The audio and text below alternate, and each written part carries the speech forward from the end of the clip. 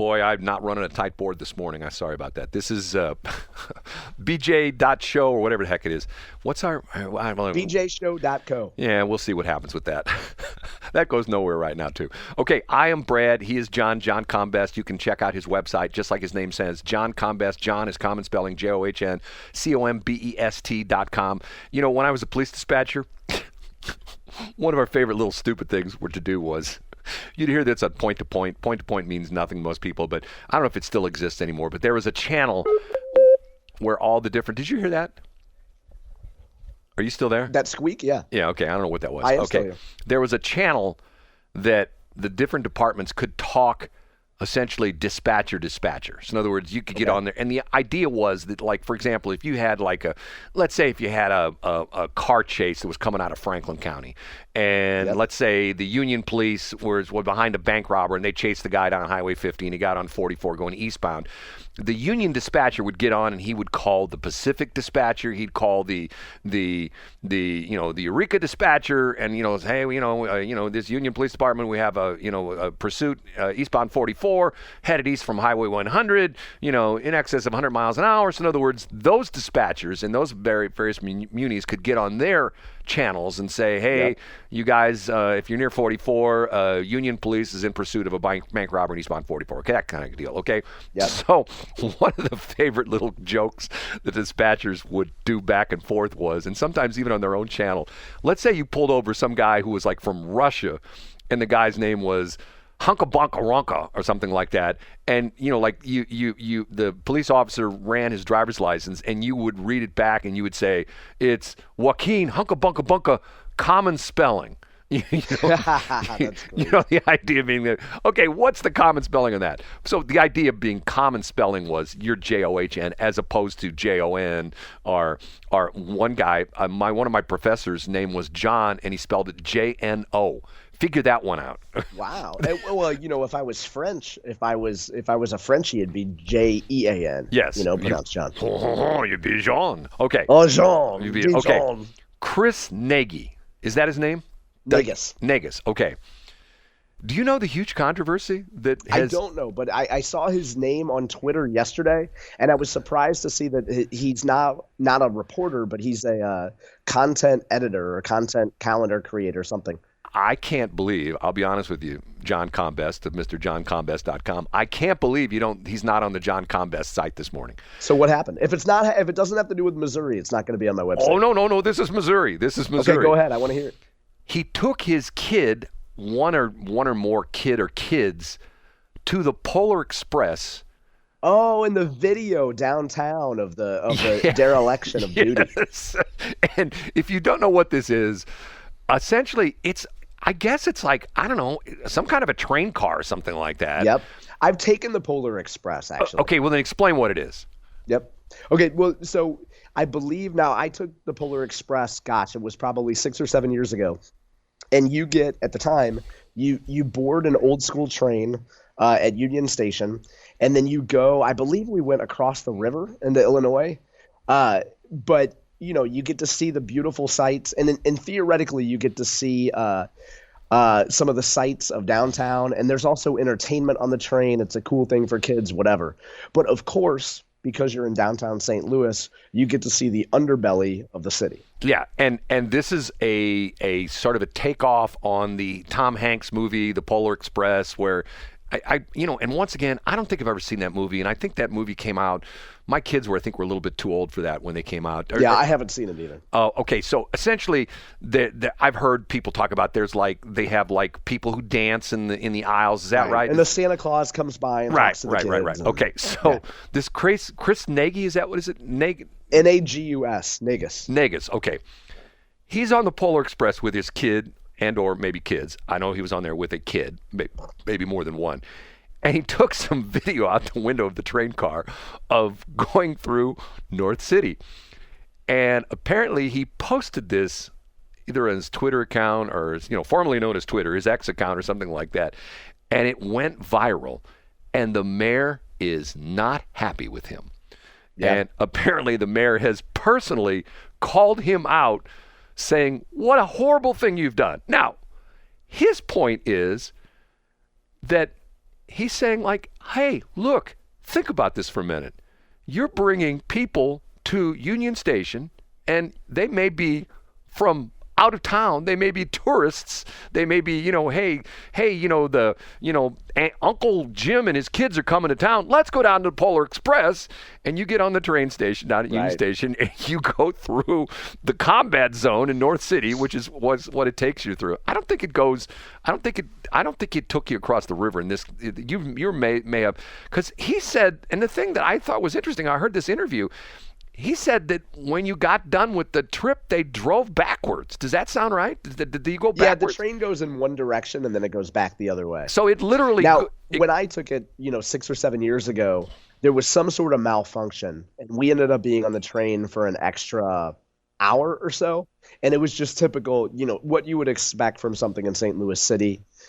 Just typical malfunction, incompetence, no explanation. It wasn't really a great experience. So the train goes out, and then when it's done, it just goes in reverse and goes back to the train station. Then okay. Yep. So he said part of it was, and apparently they go in, they end up down on the landing in that elevated section, which ultimately goes underground in front of the arch. I don't know if you know, a lot of people don't even realize there's a train track that if you go and look at really, really, really old pictures of the riverfront in downtown St. Louis, before the arch was there, there's all sorts of buildings and houses and plants and businesses and things like that. And there's a railroad that goes right along what used to be called Wharf Street, which is now L.K. Sullivan. And that was a major rail line.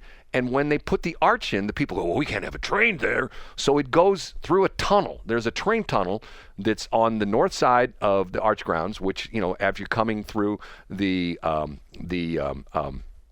landing area, goes through a tunnel and then comes out on the south side down near Shoto in South City. So apparently that stretch was like really nasty. And the other thing about it was he was talking about the fact that apparently one of the things that really drew his attention to it was when they're down a landing and they're near that Al Steakhouse. You ever been there before? No, I don't think I have. Do you know what I'm talking about? No. It's been there forever. And supposedly it's like super high-end dining. And if you know where the casino is, the Lumiere now and the Golden Horseshoe, whatever, it has two entrances on one side. There's one entrance on the north side. I believe it's Carr Street, C-A-R-R. If you take Carr Street and you get off like in downtown St. Louis, you go underneath 70, which is now 44, which is confusing as hell. But if you go that direction and you go down to the end of Carr Street, right before you make a right and go onto L.K. Sullivan, there's a restaurant down there called Al's. Okay. And supposedly it's a very high-end white tablecloth kind of restaurant. And he said it looked like Beirut. I'm going like, that's not good. Now, the other thing that happened yesterday that's of note, that's in the same category, Brad, is that... Oop, did I just lose you? I just lost John. Oh, are you there? Are you in the middle of the day? Oh, hold it. You dropped out there for about 3 seconds. Go back and say what you were going to say. I'm here, Brad. Okay. Yeah, so Andy Banker is a reporter at Fox 2, and he was doing a stand-up in the middle of the day, and a car drove by and shot a pellet gun at him and hit him in the head. I heard that. In broad daylight. I heard that. That's another joy of St. Louis media broadcasting. Oh, man. And there was a time when I think the media was sort of viewed by, good and bad people is you don't screw with them. You know what I mean? But that has really changed because if you go on YouTube, there are all sorts of crazy videos. Matter of fact, there's one that I watch from time to time. It's this guy that's done it for years. It's called News Be Funny.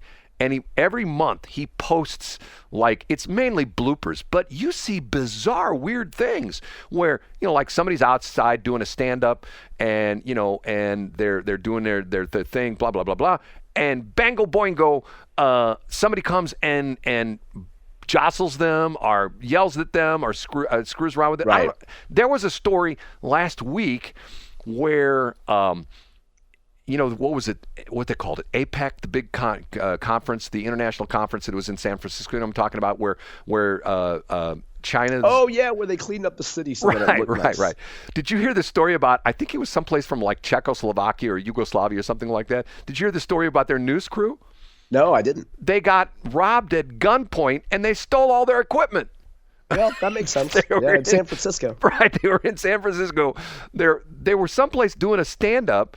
Now, what's happened is, and this is sort of spooky because what's happened in local TV journalism, there was a time when if you were a reporter from one of the TV stations, you got in a van and the guy that drove you around was your engineer, and he had the van and he had all the equipment and he would set up all the stuff. He'd set up the lights and the camera, and you would stand up and you would, hold your microphone, and he would either videotape you or put you on live. And then when the shot was done, he would pick up the camera and the lights and the stands and all that kind of stuff and put in the van, and off you'd go. Not because the talent couldn't do that, but it was against union rules because the cameraman was IBEW, I believe, Local 4. There's 2 locals in town. One's the broadcast. I think it's by IBEW. Believe it or not, once upon a time I was a member of that union, but that's a whole other story.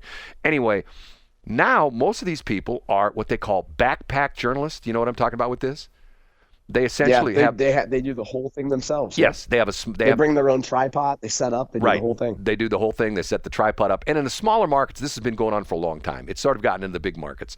But in the smaller markets, if you talk to anybody who's worked small market television, they talk about the news director say, "Go out and cover this," and it would amount to you doing a stand-up where you'd put the camera on a stand and you'd set up your microphone and the whole bit, and you'd have to frame it so that you were in the. And I'd heard some of these people talk about, "Well, I got back and looked at my video and my head was chopped off," because they didn't frame it right. The whole bit. Yeah. So this has gotten to the point where in some of the cities, as a matter of fact, there was a guy, I think in Los Angeles, a guy who was a retired police officer who was working security for one of the news stations. He got shot and killed because some gangbangers came up and didn't like the fact that the reporter was reporting on something in their neighborhood, and they drove up and the security guard approached them and tried to and they pulled a gun and shot the guy and killed him.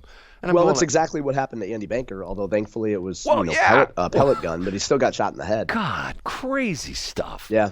I mean, nowadays, with video cameras everywhere, I'm a nerd like that. I go into buildings. I'm always looking around. I'm always looking, okay, there's a camera over there, camera over there. You go to the casinos, times 10.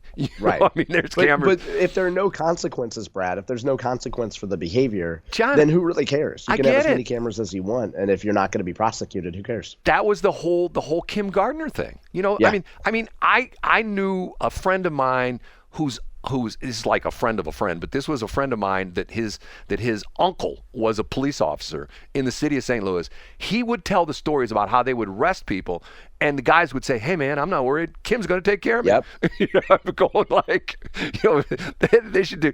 If that were like some kind of a product, wouldn't that be a great ad? Hey, I'm not worried. Kim's going to take care of me. And then Kim comes out, "Yes, I'm his insurance agent, and I take care of him. I take care of all my clients." I can see a TV commercial like that. Hey, act now. Right. You allow 6 to 8 weeks for delivery. Right, but it's a little bit different when who's going to take care of you is the prosecuting attorney who's not going to prosecute you. You know what I mean? That's where it gets a little bit when things are different, right?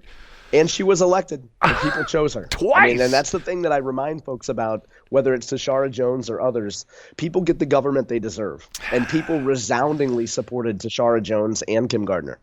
There are certain people, like, for example, I look across the river in Illinois. Why would anybody elect J.B. Pritzker? I mean, I don't understand that one at all. I mean, but they also elected George Ryan. They elected Rod Blagojevich. Like, come on. I think, be honest with you, I think Rod got a bad deal there because he was doing what every other politician does. Come on, let's be honest. John, come on, be honest with me. Yeah, right. He was doing, hey, you got a position? Hey, what's it worth to you? You know what I'm saying? Yeah. Okay. But also, when you're dealing with a state like Illinois, all the battles are really Democrat versus Democrat. And if you're a white male Democrat and you ascend to the top of the Democratic Party, there are going to be factions that want to bring you down. It's all tribal. Okay, we got to go. I was going to say we got to take a break. We got to take a 23-hour break. We'll be back tomorrow. Is that okay with you? Absolutely. 7:59. This is Egbert Radio. You can check us out at egbertonair.com. 7:59.